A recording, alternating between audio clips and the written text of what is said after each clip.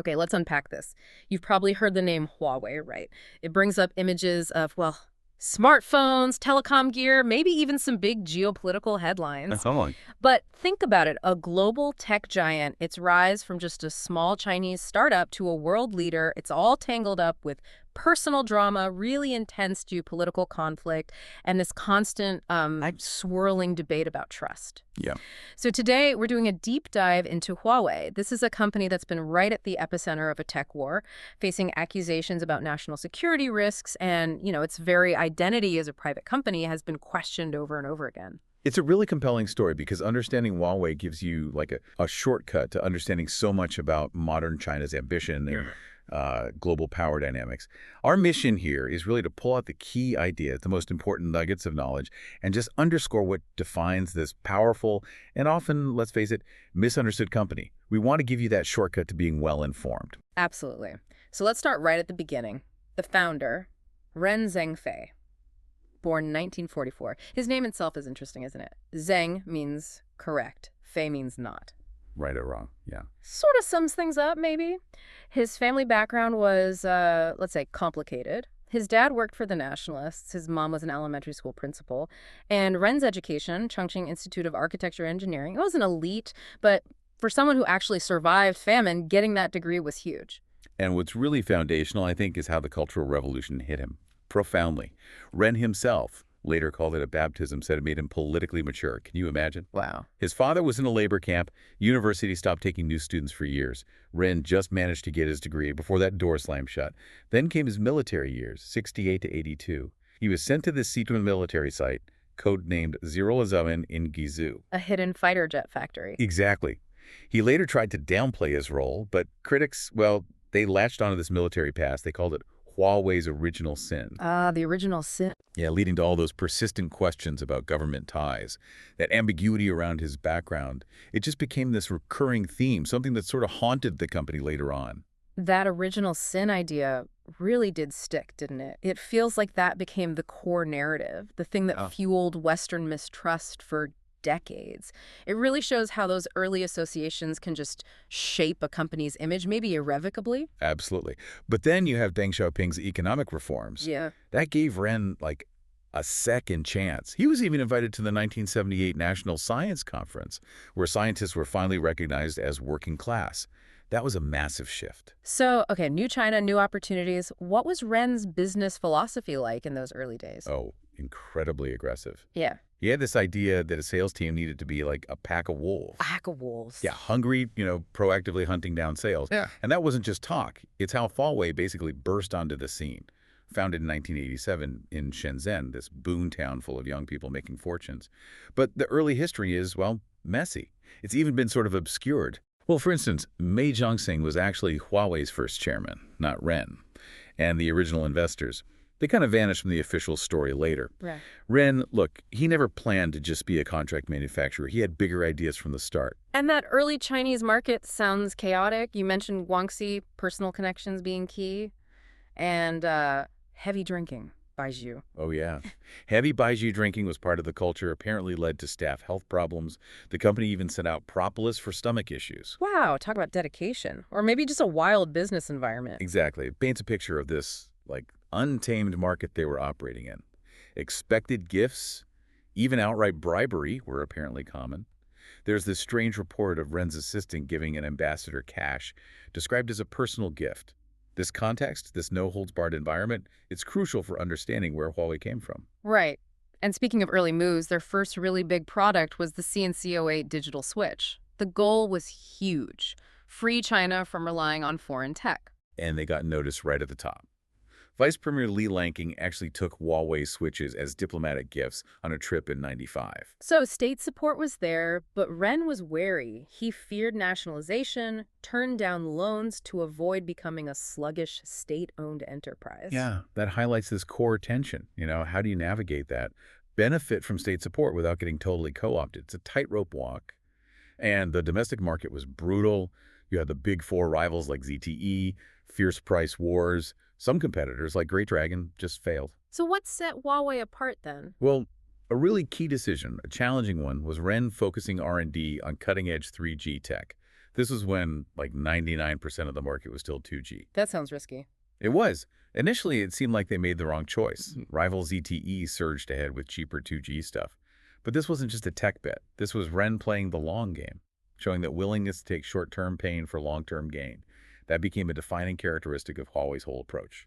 And Ren himself, he stayed largely invisible even as the company grew, avoiding photos, the press, using an internal newspaper. Yeah, Huawei people. He preferred that. Yeah. And then there's the ownership structure. It's unique and, frankly, pretty confusing. Since '97, it's an LLC, a limited liability company, but they had too many shareholders, over 50. So what did they do? They found a workaround. They collectively registered employees under a trade union as a single shareholder. Ren himself only holds about 1%. This structure is still in place today, and it absolutely fuels those accusations about opacity, about who really controls the company. That structure is definitely a key point in understanding the whole trust issue, isn't it? It really is. And another key internal thing. The Internal Communist Party Committee, set up in May 1996. Ren was the first party secretary. What was its role? Officially, ethical guidance, professional ethics, employee caring. But here's the kicker. Since 2006, that committee has had the power to reject or even impeach managerial appointments. Impeach managers. Yeah.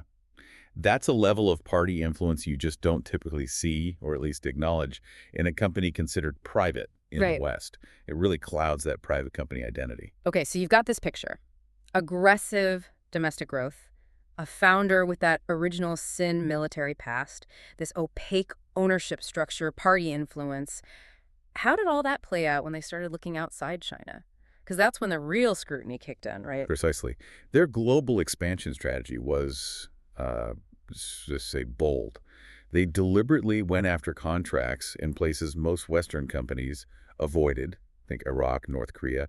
These were often called controversial contracts. Because of sanctions or politics. Exactly. And frankly, that became the engine for their early global rise. It gave them revenue and footholds others couldn't get. Yeah. But yeah, it also put Huawei squarely in Washington's crosshairs right from the start. What's an early example of that conflict? It was pretty startling. In 2001, the Pentagon actually ordered an airstrike on a fiber-optic network Huawei was building in Iraq. An airstrike? The accusation was violating UN sanctions.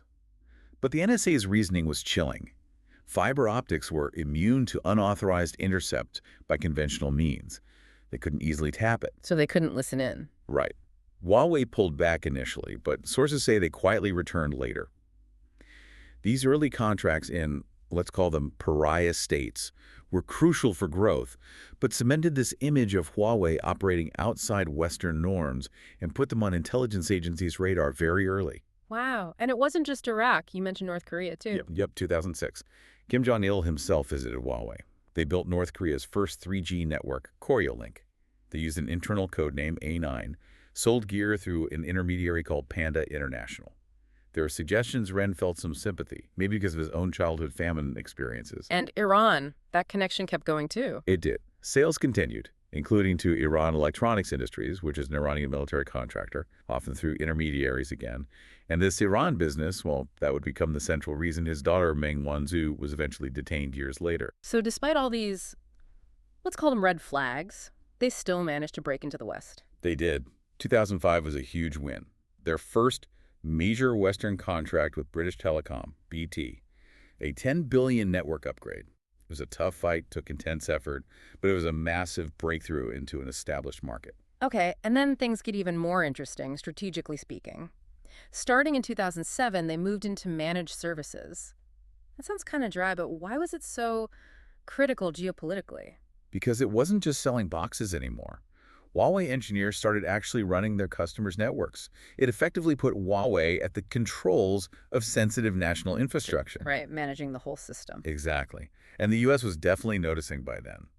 FBI agents interviewed Ren Zhengfei in a New York hotel in 2007. Huawei employees started getting flagged as a technology transfer risk, limited to single-entry visas. And that led to bigger confrontations, like trying to buy 3Com. Yeah, the attempted acquisition of U.S. networking company 3Com in 2007 with Bain Capital.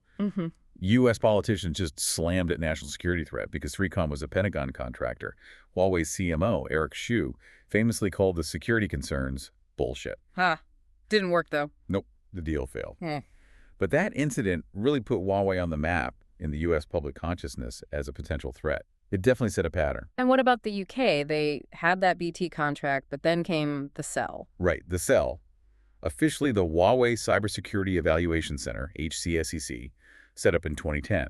Supposedly a place for UK officials to check Huawei gear for safety. But here's the hidden detail, the really crucial part. GCHQ, British intelligence, was deeply involved in running it. GCHQ ran it. They vetted the employees, they found vulnerabilities, and reports went to UK authorities before Huawei even saw them. This just highlights that massive challenge. Sure.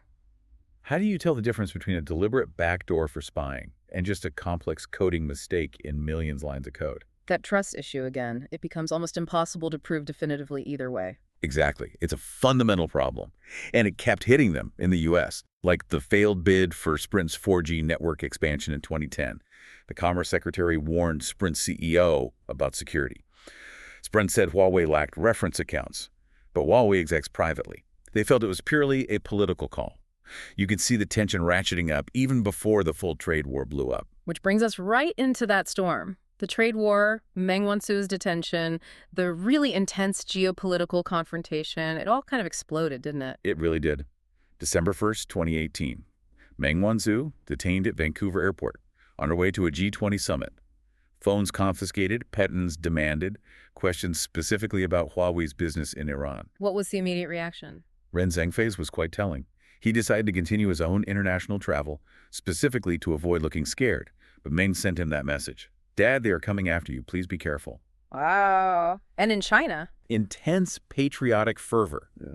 Huawei phone sales surged. You had that weird bruised ballerina foot meme comparing her ankle monitor. It became symbolic. And then almost immediately you get the hostage diplomacy angle. The two Michaels. Exactly. Yeah. 9 days after Meng's arrest, Canadians Michael Kovrig and Michael Spavor were detained in China, widely seen as direct retaliation. They faced really harsh conditions. And there's even recent controversy, with Spavor seeking compensation from the Canadian government, implying Kovrig might have shared sensitive info with intelligence agencies. It just shows the incredibly high stakes and the tit-for-tat nature of this conflict, a really critical point in the whole story. Then the U.S. charges dropped. January 2019, 23 criminal charges against Huawei and Meng, bank fraud, wire fraud, money laundering, all tied back to that Iran business through shell companies like Skycom and Canicula. Prosecutors claimed they had internal Huawei spreadsheets showing these were actually part of Huawei, directly contradicting what the company was saying publicly. What did that do to Huawei's reputation internationally? It took a big hit. Prominent universities, Oxford, UC Berkeley, Stanford, they suspended ties. Partnerships started to fray. And then came the big one. The U.S. export controls in May 2019. You called it a death blow earlier, like what ZTE faced. How bad was it? Potentially devastating. Huawei was incredibly reliant on U.S. tech.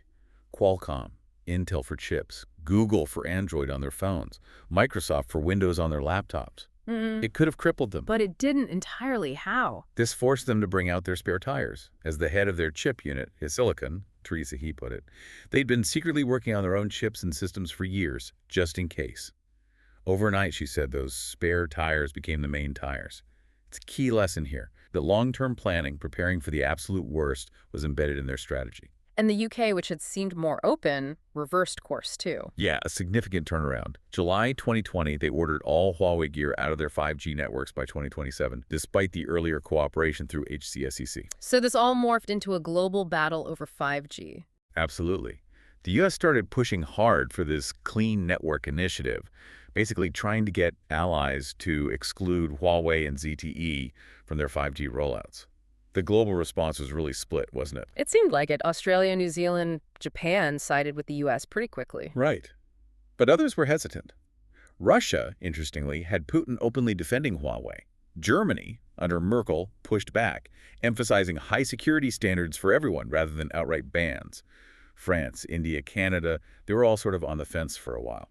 What does that division tell us? It shows how complex global alliances are, I think, and that this wasn't just about security concerns, however real those might be. It was also deeply tangled up in economic competition, national pride, and who would control the next generation of technology. Huawei's technological lead was undeniable. By then, they'd leaped to #1 in 5G standard essential patents through huge R&D investment and global partnerships. And then the Meng Wanzhou chapter closed, sort of abruptly. September 2021, a plea agreement. Meng was allowed to return to China. And simultaneously, Michael Kovrig and Michael Spavor were released. A clear quid pro quo, it seemed. It certainly looked that way. Yeah. Her return to China was treated like a massive victory. Her flight even avoided U.S. airspace. Heroes welcome. Beijing claimed Xi Jinping himself had personally worked for her release. And she wasn't sidelined at Huawei.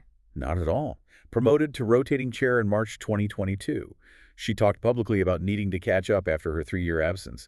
It was a dramatic end to that specific standoff, but, the fundamental issues, the trust deficit, the tech competition, those didn't just vanish.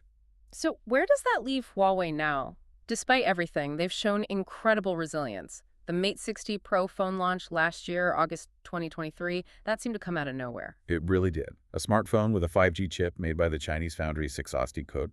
Both Huawei and SMIC were under strict U.S. sanctions, supposedly cutting them off from advanced chip-making tech. It looked like Huawei had found a way around the sanctions, maybe by pushing less advanced tools to the limit, as some analysts put it. It was a real statement, wasn't it? A huge statement. It showed the depth of China's domestic tech capabilities, even under that immense pressure. And it again highlighted the secrecy around HiSilicon, that chip unit. Getting a visit reportedly required Ren Zhengfei's personal okay. He'd always been reluctant to publicize HiSilicon, believing the outside world doesn't need to know this. But that core issue, the one that started it all, it's still there, right? The potential for Huawei gear to be exploited by Chinese intelligence? It absolutely endures. You have people like Wan Runnan, founder of China's Stone Group, who basically believed all communication systems have a back-end platform that could be used for eavesdropping. That fear persists. And proving a negative, proving there isn't a hidden backdoor in millions of lines of code, that's almost impossible, isn't it? It's incredibly difficult. And the reality is, governments everywhere, including the U.S., including China, compel tech companies to help with investigations, often under strict gag orders. Michael Joseph from Safaricom, the Kenyan mobile operator, kind of echoed this sentiment, suggesting maybe all governments are listening, adding, "You also don't know what other governments are up to." It adds complexity, and the Snowden leaks didn't help clarify things either, did they? Not really. 2013-2014, Snowden revealed the NSA hadn't just infiltrated Huawei's own systems, but had even put bugs in routers made by Cisco, an American company. It just muddied the waters, who's spying on whom. Huawei execs like Guo Ping openly used Snowden's revelations in speeches to push back against the accusations leveled at them. So it brings us back to Ren Zhengfei and the future of the company. He's talked about succession planning. Yeah, for a long time. He believes a company too reliant on its founder is miserable, hopeless, and unreliable. He tried to set up this rotating CEO system to distribute power. But that ownership structure, the trade union holding the shares, does that really distribute power? Well, the source material suggests power is actually concentrated in just a few dozen representatives. These are mostly the top execs, including Ren's brother, his son, Sun Yefang, a longtime chairwoman, and the party secretary, Zhu Daiki. So, not exactly democratically elected by the employees. It feeds back into that opacity issue. There's that powerful quote from the source material you mentioned earlier. Huawei is a company made in the image of its nation, in all its fearsomeness and flaws, in all its courage and poetry. It captures it well, I think.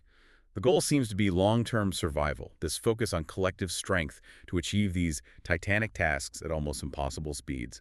But, as the quote notes, that can come at crushing costs for the individuals involved. So, pulling it all together, what are the key takeaways from this deep dive? Well, you see a company absolutely shaped by its specific origins, Ren's background, the Chinese context, driven by this incredibly ambitious founder, forged in the fire of relentless global competition and intense geopolitical pressure. It's definitely a story of innovation and resilience, but also undeniably one of profound opacity. And that central tension, is it a truly private company, or is it effectively an arm of the Chinese state? That remains the big question, doesn't it? Shrouded in corporate structure, state influence, national security secrecy. Exactly. It's largely unanswered, perhaps unanswerable in a way that satisfies everyone. And as tech gets more and more embedded in everything we do, the questions Huawei's story raises about trust, about data, about the role of governments in our connected world, they just become more and more critical. It really makes you think, in this era of global connectivity with sophisticated surveillance everywhere, can any country truly guarantee its network security without fundamentally understanding where its tech comes from and, maybe more importantly, who it's truly made by? That's definitely something to mull over.